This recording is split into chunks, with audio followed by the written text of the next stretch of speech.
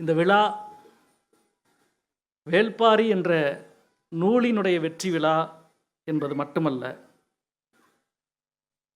ஒரு நவீன கணினி யுகத்தில் திறன்பேசிகளுக்குள் சமூகம் மூழ்கிவிட்டது என்று நம்புகிற யுகத்தில் திறன்பேசிகளுக்குள் மூழ்கவில்லை, சரியான ஒரு நூலை கொடுத்தால் இந்த சமூகத்தில் கொண்டாடுகிற வாசகர்கள் இத்தனை லட்சம் பேர் இருக்கிறோம் என்பதை உலகத்திற்கு உறக்கச் சொல்லுகிற ஒரு விழா. அதுவும் எந்த மாதிரியான படைப்பு? படைப்பிலக்கியத்தினுடைய வெற்றி விழா.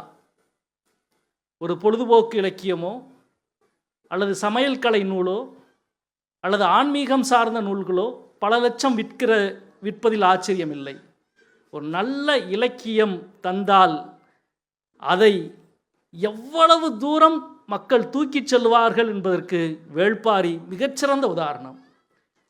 இந்த புத்தகத்தை நாங்கள் 2019 ஆண்டு ஜனவரி மாதம் வெளியிட்ட பொழுது ஆனந்த விகடன் 5-6 நகரங்களில் பெரிய விழா எடுக்க வேண்டும் என்று முடிவு செய்தோம்.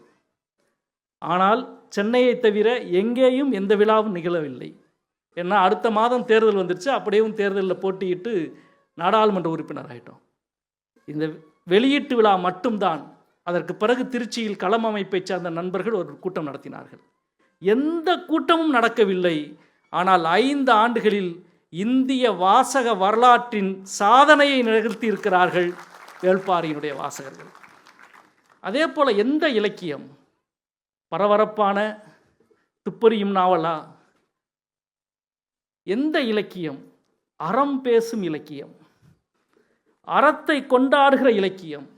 ஒரு அறம் பேசும் இலக்கியத்தை இவ்வளவு எங்கேயும் விழுமியங்களை இப்பொழுது மதிப்பவர்கள் யாரும் இல்லை, அறத்தை போற்றுபவர்கள் யாரும் இல்லை, லட்சியவாதமெல்லாம் தகர்ந்து விட்டது என்று பேசிக்கொண்டிருக்கிற சூழலில் அறம்தான் தமிழ் சமூகத்தின் ஆற்றலும் உயிரும் என்ற உலகத்திற்கு உலக்கச் சொல்லுகிற ஒரு நாவலை கொண்டாடுகிற ஒரு விழா. இந்த மொழியினுடைய வளமையில் உலகின் மிகப்பெரிய மிக பழமையான ஒரு முதுமொழி இந்த மொழி, நம்முடைய தமிழ் மொழி. இங்கே உள்ளே வந்தவுடன் ஐயா அவர்கள் கேட்டார்கள், எத்தனை மணிக்கு நிகழ்ச்சி முடியும் அப்படின்னு கேட்டாங்க. எனக்கு ஆச்சரியமாக இருந்தது. எத்தனை மணி வரை நிகழ்ச்சி நடக்கும் என்று கேட்டார். எத்தனை மணி வரை நிகழ்ச்சி நடக்கும் என்ற இந்த சொல் உண்மையிலே ரொம்ப ஆச்சரியமான ஒரு வார்த்தை. இது என்ன ஆச்சரியமான வார்த்தை என்று யோசிக்கிறீங்களா? ஒரு 25 ஆண்டுகளுக்கு முன்பு பொதிகை மலையிலே இருக்கிற காணிகள் கிராமத்திற்கு மலை மேல் இருக்கிற குடிலுக்கு போயிருந்தேன். ஒரு இளைஞனோடு காடெல்லாம் அலைந்து கொண்டிருந்த பொழுது அதோ இருக்கிறதில்ல அந்த பாறை, அதுதான் எங்கள் வரை என்று சொன்னார். எனக்கு புரியலை, என்ன சொல்கிற அப்படின்னா. அதுதான் எங்கள் வரை அப்படின்னா. இது புதிதாக கேள்விப்படாத ஒரு சொல்லா இருக்கேன். வரைனா என்ன அப்படின்னா, வரைனா எல்லை. அந்த பாறை இருக்கு இல்லையா, அதுதான் எங்கள் எல்லை, அதான் எங்கள் வரை. அது வரைக்கும் தான் எங்களால் நடந்து போக முடியும்.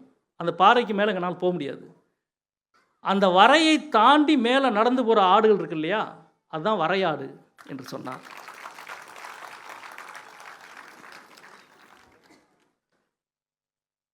சிலப்பதிகாரத்தில் இளங்கோவிடம் தமிழ்நாட்டின் எல்லை எது, தமிழகத்தின் எல்லை எது என்று கேட்ட பொழுது நெடியோன் குன்றமும் தொடியோல் வவ்வமும் தமிழ் வரந்த பரப்பு என்று சொன்னான். நெடியோன் குன்றம் என்றால் வேங்கடம், கொடியோல் வவ்வம் என்றால் குமரி. இதுதான் தமிழ் வரப்பு என்று சொன்னான். வரை மறவி வரம்பாகி அப்புறம் வரப்பாயிடுச்சு, வயல் வரப்பு என்று நாம் சொல்கிறோம். வயலின் எல்லை வரப்பு.